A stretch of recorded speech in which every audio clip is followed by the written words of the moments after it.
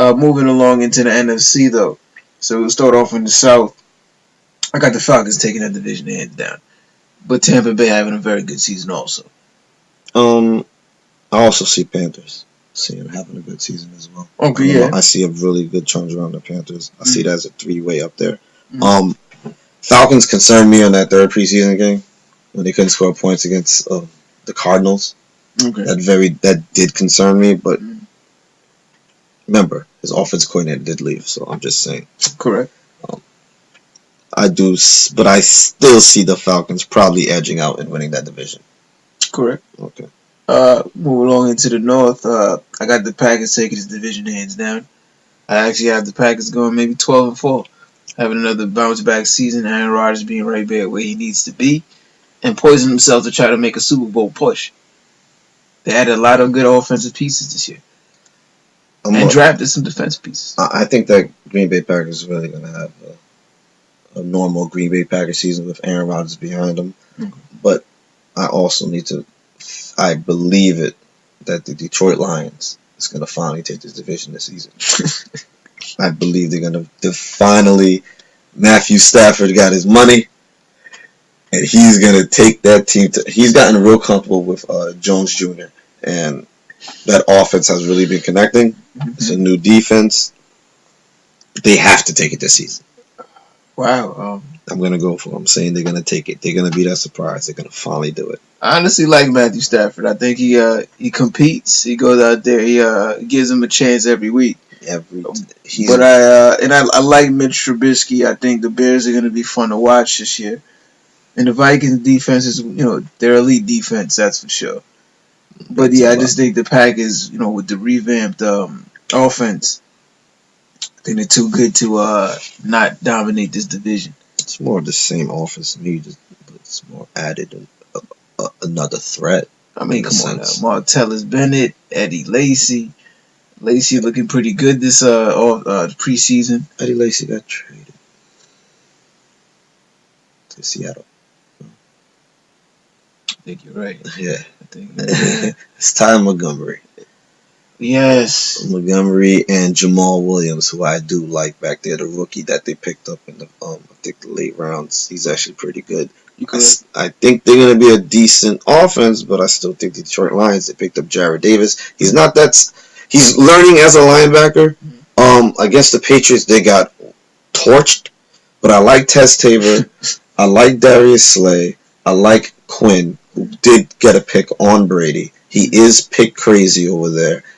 I think that defense and that offense are going to really get it together and really take that division this season.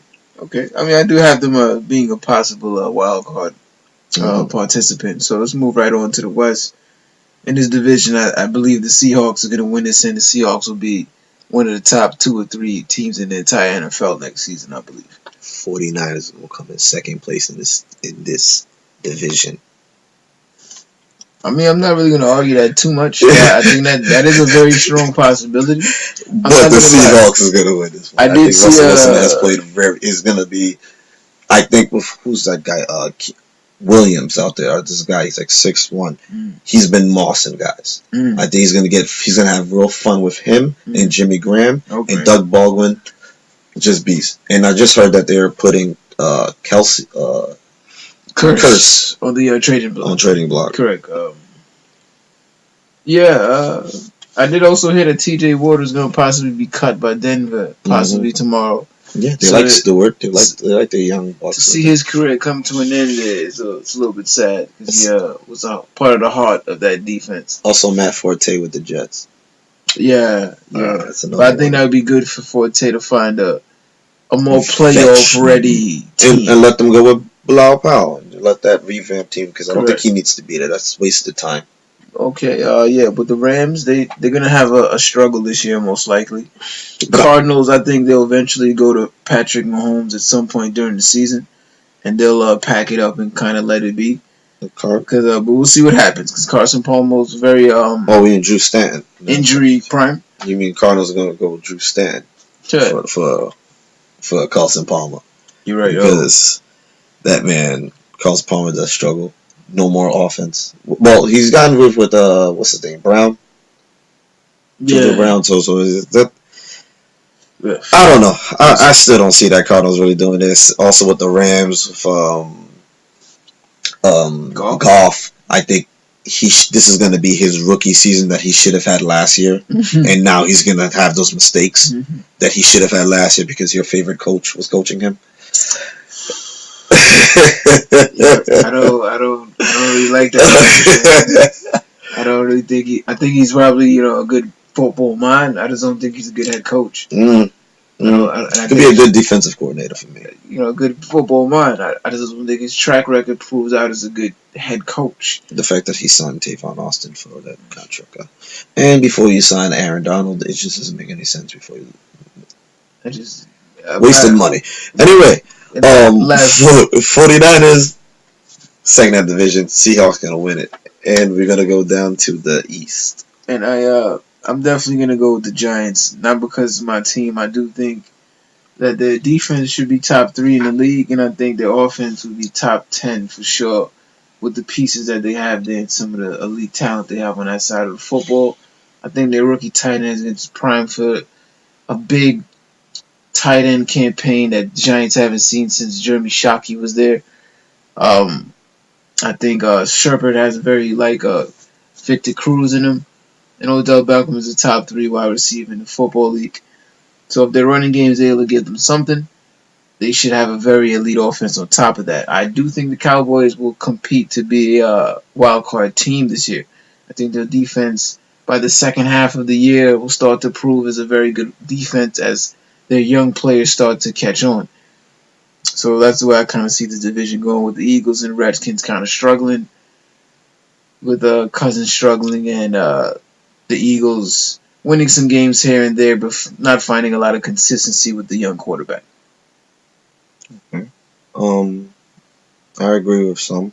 I agree with the Redskins struggling. I think if it's not a record, they may have a record for the most ties in one season.